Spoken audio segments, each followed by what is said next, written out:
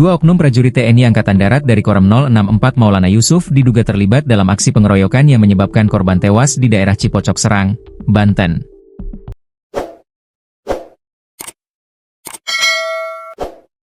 Kadis Penat Brigjen Wahyu Yudayana membenarkan adanya keterlibatan dua prajuritnya bersama warga sipil.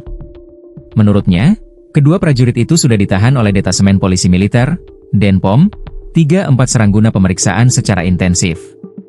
Mewakili institusi, saya menyampaikan permohonan maaf atas peristiwa yang diduga melibatkan oknum anggota TNI AD dan merugikan warga masyarakat sipil, ucapnya kepada wartawan Sabtu, 19 April 2025. Adapun peristiwa itu terjadi pada Selasa, 15 April 2025 dipicu oleh persoalan pribadi dan kesalahpahaman antara para pelaku dan korban.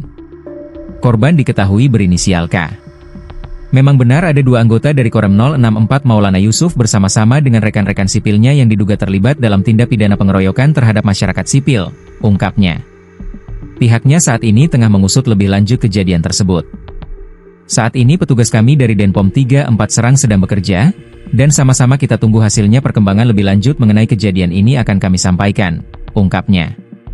TNI AD berkomitmen akan melaksanakan pemeriksaan secara cepat dan komprehensif. Belum diketahui kronologi lengkap kejadian pengeroyokan itu. Aparat penegak hukum turut mengamankan terduga pelaku dari sipil. Terduga pelaku sipil ditahan dan diperiksa di Polres Serang Kota karena tindakan yang dilaksanakan bersama-sama.